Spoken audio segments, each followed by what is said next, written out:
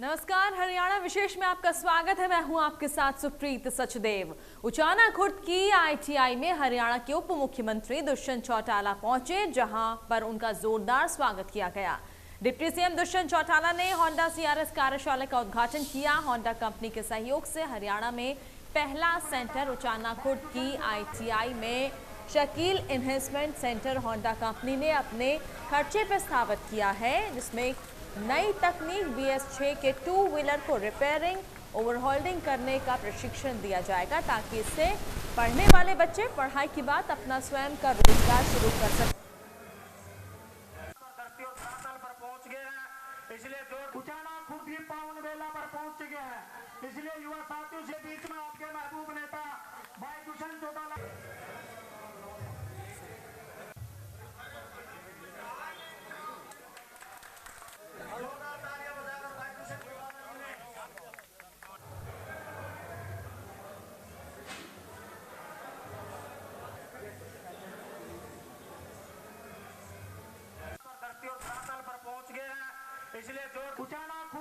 Honda ने CSR से skill enhancement centre Uchana Khurd ITI में बनाया है। हरियाणा का फर्स्ट ऑफ इट्स काइंड है, जहाँ BS6 मोटरसाइकिल को कैसे ठीक किया जाए, कैसे उसको रिपेयर किया जाए, कैसे उसकी ओवरऑलिंग करी जाए, उसके ऊपर बच्चों को प्रशिक्षण दिया जाएगा। और बड़ी खुशी की बात है कि 20 सीटें इस कोर्स की यहाँ पर हमने फर्स्ट बैच में निकाली थी और पहले ही दिन 20 की 20 सीटें फुलफिल होगी। इसका मतलब बच्चे उत्साहित हैं। आज भी हमारे इस ITI में कोपा का, वेल्डर्स का, स्टिचिंग का 4 कोर्सेज चल रहे थे, मगर एक ये नया course one of its kind आया है। और ख़ास तौर पर रूरल एरिया में, मानेसर गुड़गांव में तो सब ने खोल रखे हैं, मगर इस चीज़ को यहाँ लाना और आने वाले समय में जो यहाँ स्किल ट्रेंड बच्चे होंगे उनको अप्रेंटिसशिप के तौर पे होंडा में ही लगवाना, ये हमारी जिम्मेवारी है। मैं तो उम्मीद करता हूँ कि 20 बच्चों का आज भविष्य बदलेगा और धीरे धीरे वो 20 प्रोत्साहित करेंगे कि हरियाणा के प्रत्येक ITI को भी हम इस तरह अपग्रेड करें। तो डिप्टी सीएम दुष्यंत चौटाला नरवाना पहुंचे, जहां उन्होंने सिविल अस्पताल ऑक्सीजन प्लांट का शुभारंभ किया। कहा कि कोविड काल में पूरे देश में ऑक्सीजन की बहुत कमी रही थी, इसलिए सरकार ने हरियाणा में ऑक्सीजन प्लांट लगाने का निर्णय लिया है। डॉक्टर्स की कमी के सवाल पर डिप्टी सीएम ने कहा कि नरवाना में ही नहीं, पूरे प्रदेश में डॉक्टरों की कमी है। डॉक्टर प्राइवेट सेक्टर की तरफ भाग रहे हैं, जिसे रोकने के लिए हरियाणा कैबिनेट में प्रस्ताव योजना बनाई गई और प्रस्ताव पास किया गया। आने वाले समय में जल्द ही डॉक्टरों की भर्ती की जाएगी और अस्पतालों में डॉक्टरों की कमी नहीं रहेगी।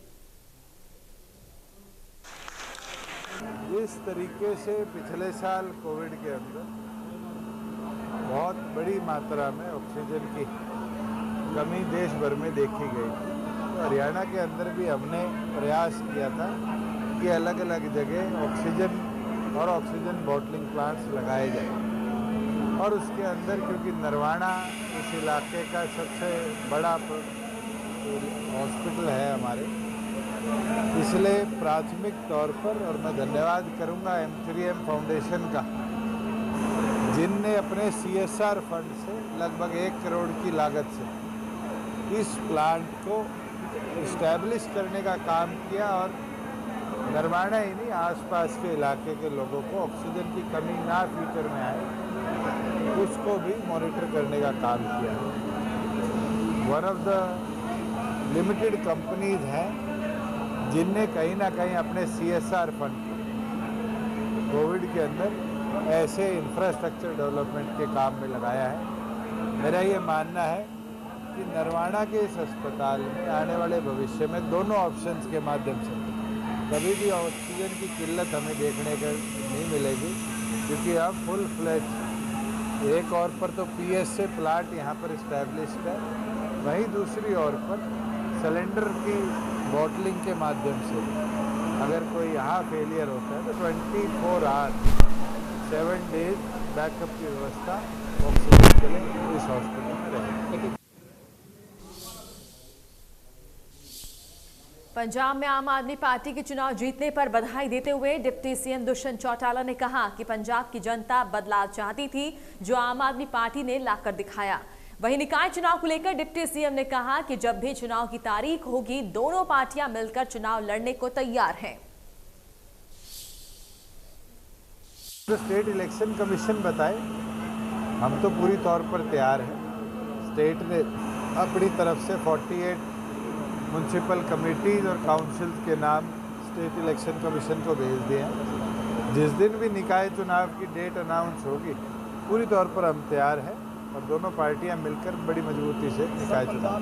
चलो, हर एक को अधिकार है डेमोक्रेटिक के कि वो कहीं भी चुनाव लड़ ले, और ये पहली बार नहीं है, हम तो उनके साथ मिलकर चुनाव भी लड़े बैठे हैं। और आप आइए, लड़िए। अभी तो हिमाचल है, फिर केंद्र का चुनाव है, फिर हरियाणा का है, तो बहुत उपाय नीचा हमें देखने पड़ेगा। मगर मैं बधाई देता हूं पंजाब आम आदमी पार्टी की टीम को कि उनने एक जो चेंज पंजाब की जनता चाह रही थी बड़े लंबे समय से, उसको अजय सिंह चौटाला ने कहा कि कांग्रेस पार्टी अब जीरो हो चुकी है और जो बचा है वो आने वाला समय में जीरो हो जाएगा। 5 राज्यों के चुनाव में राष्ट्रीय पार्टी होने के बावजूद कांग्रेस को भारी नुकसान झेलना पड़ा है। हरियाणा पर आपके दावे के सवाल पर उन्होंने कहा कि हर पार्टी प्रयास करती है, लेकिन अंतिम फैसला जनता का होता है। पंजाब से हरियाणा की परिस्थितियां अलग हैं। हर राज्य की अपनी परिस्थितियां और जरूरतें होती हैं। एक राज्य की दूसरे राज्य से तुलना नहीं की जा सकती। जो दोगली भाषा बोलेंगे, दोगले काम करेंगे, उनका यही असर होगा। पंजाब में कुछ कहते हैं, हरियाणा में कुछ कहते हैं, लोगों के बीच में जा कर के कहते हैं कुछ, काम करते हैं कुछ। ये अपना प्रयास करती है, वो करेंगे। पहले भी किया है, हमारे साथ मिल करके भी किया था। फैसला तो प्रजातंत्र में जनता को करना है। दिग्विजय चौटाला ने 5 राज्यों में हुए चुनावी रिजल्ट को लेकर कहा कि 4 राज्यों में बीजेपी की फिर से वापसी हुई है। वहीं पंजाब में आम आदमी पार्टी ने अपनी सरकार बनाई है और कांग्रेस का जहाज पूर्ण रूप से डूब गया है। उन्होंने कहा कि आम आदमी पार्टी को कांग्रेस का पूरा वोट शिफ्ट हुआ है। दिग्विजय ने कहा कि हरियाणा में कांग्रेस का कोई भविष्य नहीं है। वहीं पड़ोसी जिला के पूर्व मुख्यमंत्री पर कटाक्ष करते हुए दिग्विजय ने कहा कि पंजाब का हाल देखकर नई पार्टी का सपना संजाने वाले अब घर बैठने का काम करेंगे। तुम्हें कांग्रेस पार्टी इस बार मजबूती से आएगी, मगर जब रिजल्ट आए तो सबके सामने है कि आम आदमी पार्टी का डायरेक्ट इंपैक्ट कांग्रेस पे पड़ा। गोवा के नतीजे आए, गोवा में भी चर्चा थी कि कांग्रेस कड़ी टक्कर देगी, मगर आम आदमी पार्टी ने उसका सारा वोट शेयर छीन लिया। अगर हरियाणा में कोई इंपैक्ट होगा और किस पर होगा वो आप सब जानते हैं। कुछ लोग जो नई पार्टी बनाने के सपने संजो रहे थे, आपके पड़ोस के लोग हैं, वो आज कुछ लोगों का पंजाब में हाल देख करके बैक गियर लगा चुके हैं। और कांग्रेस का तो क्या हाल है, राहुल गांधी जी जहां पहले जाते थे वहां कांग्रेस हार जाती थी, और जहां अब प्रियंका जी गई वहां तो उससे भी बदतर हालात हो गए। तो अस्त्र शस्त्र ब्रह्मास्त्र सब चल दिए। कांग्रेस की अंदर G23 है, उसमें हुड्डा जी भी शामिल हैं। कांग्रेस का तो क्या होगा वो हम नहीं जानते, भविष्य में तय होगा। मगर एक बात तय है कि हरियाणा के अंदर अब कांग्रेस का कोई भविष्य नहीं बचा है। हालात ऐसे बन जाएंगे कि कांग्रेस यूपी की तरह हरियाणा में। हरियाणा में सीएम मनोहर लाल ने 8 मार्च को बजट पेश कर दिया। वहीं बजट को लेकर बोले अजय चौटाला, कहा कि प्रदेश का बजट शानदार रहा है, इससे बढ़िया बजट हो ही नहीं सकता। बजट सबके लिए बेहतर बजट है, इससे बढ़िया बजट और हो ही नहीं सकता प्रदेश के लिए। हरियाणा के प्रदेश परिवहन मंत्री मूलचंद शर्मा ने जैसे ही सोहना बस स्टैंड का औचक निरीक्षण किया, उसी दौरान बस स्टैंड पर मौजूद कर्मचारियों में अफरा तफरी का माहौल बन गया। इस दौरान परिवहन मंत्री ने सोहना बस स्टैंड में काफी लापरवाही का आलम देखा। बस स्टैंड से स्टेशन सुपरवाइजर और सब इंस्पेक्टर गैर हाजिर मिले, जिनकी परिवहन मंत्री ने स्वयं रजिस्टर मंगवाकर उनकी गैर हाजिरी लगाई। परिवहन मंत्री ने बताया कि सोहना बस स्टैंड की काफी समय से शिकायतें थी। यहाँ के बस चालक आधे घंटे से 1 घंटे लेट बसों को ला रहे हैं, जिससे आम यात्रियों को काफी परेशानी हो रही है। वहीं उन्होंने स्टाफ को फटकारते हुए कहा कि लोगों के साथ अच्छा व्यवहार रखें, रोडवेज आम जनता का हवाई जहाज है, इसमें सभी स्टाफ यात्रियों के साथ मधुर व्यवहार रखें। बसों की समय सारणी बिल्कुल सही दुरुस्त करें और सही जानकारी यात्रियों को दें। अगर किसी प्रकार की कोताही बरती जाएगी तो उनके खिलाफ तुरंत परिवहन विभाग एक्शन लेगा।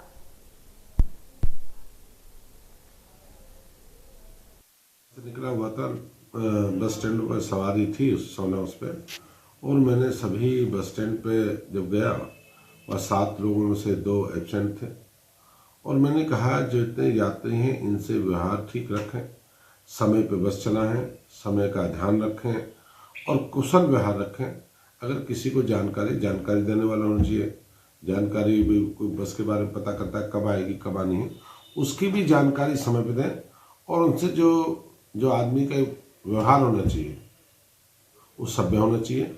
और ये जो ट्रांसपोर्ट है गरीब का हवाई जहाज है, और हरियाणा प्रदेश की उत्तर भारत में अपनी धूम है रोडवेज की, इसको सफल बनाना है।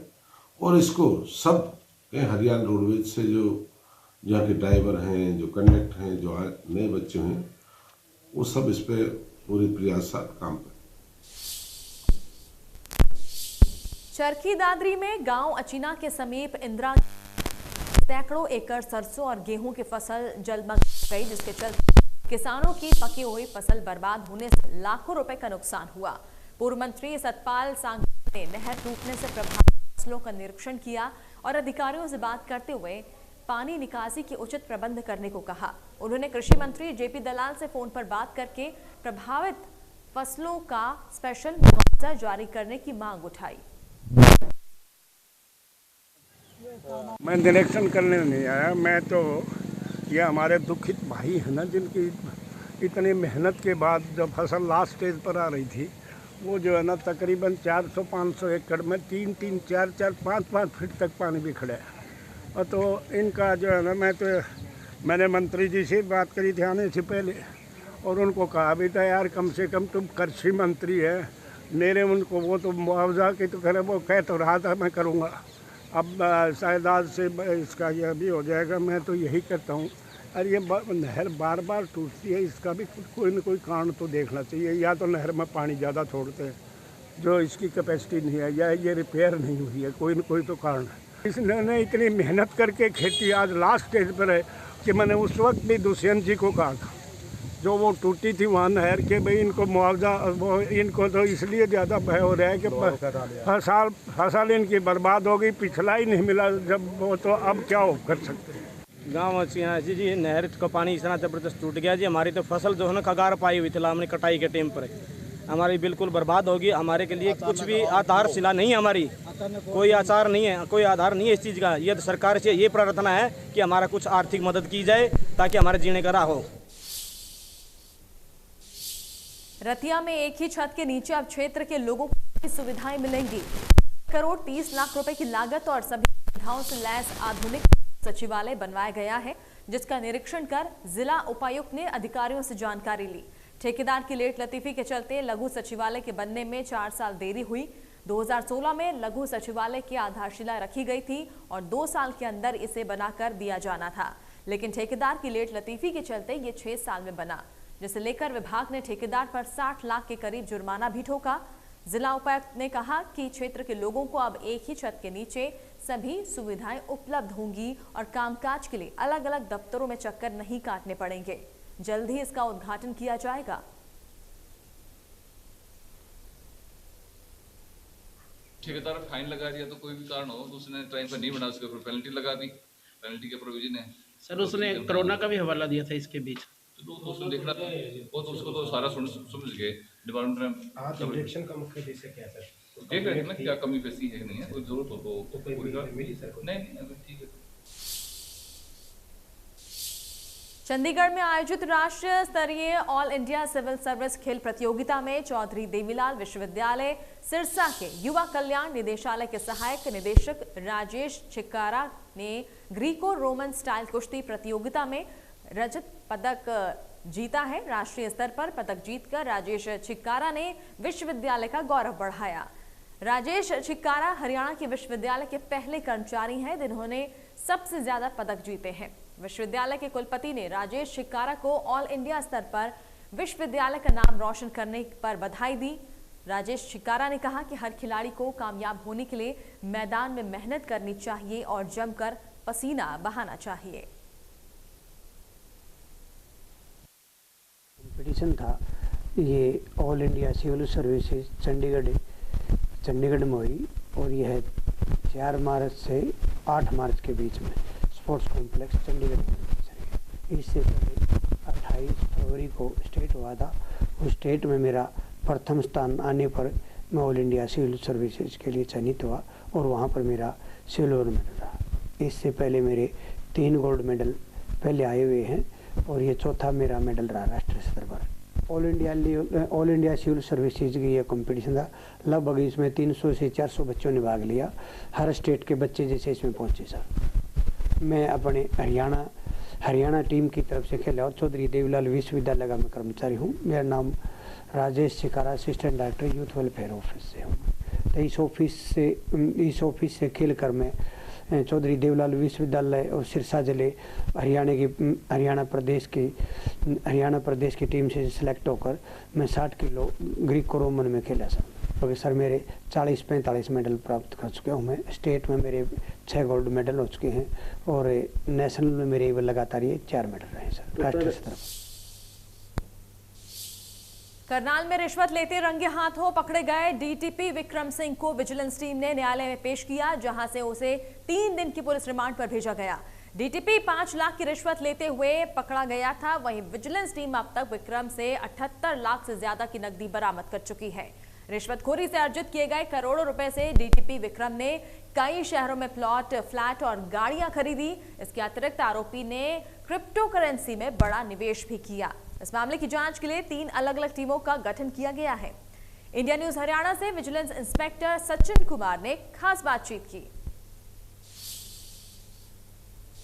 जिला करनाल के डीटीपी विक्रम सिंह को विजिलेंस टीम ने रंगे हाथों 5 लाख रुपए की रिश्वत लेते हुए गिरफ्तार किया था। इस मामले में विजिलेंस टीम ने उनके ड्राइवर को भी गिरफ्तार किया था, जो इसके पास से 5,000 रुपए की राशि बरामद हुई थी। क्या है पूरा मामला और क्या अब इस मामले में कार्रवाई की जा रही है, क्योंकि अभी जो है डीटीपी को कोर्ट में पेश किया गया था। हमारे साथ इंस्पेक्टर सचिन है, उनसे जानेंगे कि विजिलेंस टीम अब इस मामले में कैसे क्या आगामी कार्रवाई कर रही है। सर पहले तो जानना चाहेंगे मामला क्या है। जी देखिए, ऐसा है जैसा कि कल मैंने आप लोगों को सभी को बताया था कि यहाँ एक व्यक्ति ने हमारे को शिकायत दी थी कि उससे डीटीपी करनाल जो विक्रम हैं उनके द्वारा किसी कार्य को करने के लिए जो पैसे की डिमांड की जा रही है ड्राइवर के थ्रू, और ड्राइवर भी बीच में इन्वॉल्व था। उसने अपने लिए अपना कमीशन मांगा और डीटीपी साहब का बताया कि हाँ भी 5 लाख रुपए लगेंगे। तो उसने 10,000 रुपये अपने लिए मांगे थे और जो फिर उसने युवक ने हमें शिकायत दी और उस पर हमने रेड की और कल डीटीपी साहब को रेड हैंडेड 5 लाख रुपए के साथ पकड़ा और सेक्टर 6 से, और जो उनके ड्राइवर हैं बलवीर, उनको 5,000 रुपये में रेड हैंडेड पकड़ा गया। फिर उसके बाद जो इन्वेस्टिगेशन चली और जांच चली तो कल उनके पास से हमने उनसे जैसे पूछताछ की तो पता किया कि इस प्रकार की आपने और कोई इनकम रिश्वत के तौर पे लेकर इकट्ठी कर रखी हो तो वो बताइए आप। तो पहले तो उन्होंने नहीं बताया, पर धीरे धीरे जैसे उनको बताया गया कि ये आपको बताना पड़ेगा, तो फिर उन्होंने बताया कि मेरे घर पे ही है।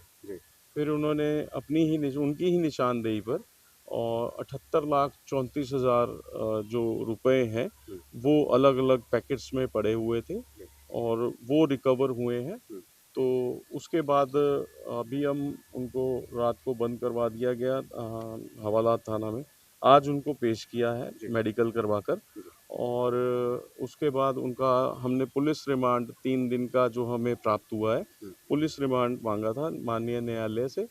और अभी इस केस में और आगे क्या क्या मतलब क्यों, एक तो पहले हमारे को सोर्स जानना है कि जो 78 लाख रुपए इनके पास से बरामद हुए हैं भी वो क्या थे, या जिस तरह से ये संपत्ति अर्जित की है तो कहाँ कहाँ इन्वेस्ट हुई थी और कहाँ कहाँ ये लगाया जा रहा था पैसा। जी ये अभी इन्वेस्टिगेशन का मैटर है, इसीलिए हमने पुलिस रिमांड कॉल किया है कि इन्होंने कहाँ कहाँ क्या क्या संपत्ति अर्जित की हुई है, कितनी गाड़ियां हैं, कितने एसेट्स हैं और कौन कौन लोग थे जो आज तक इनके साथ इस प्रकार से इनको रिश्वत देते थे, और ये आगे उस जो, क्योंकि ये बड़ी अमाउंट है तो ये बड़ी अमाउंट को ये कहाँ सप्लाई करते थे, ये सारा अभी जांच का विषय है।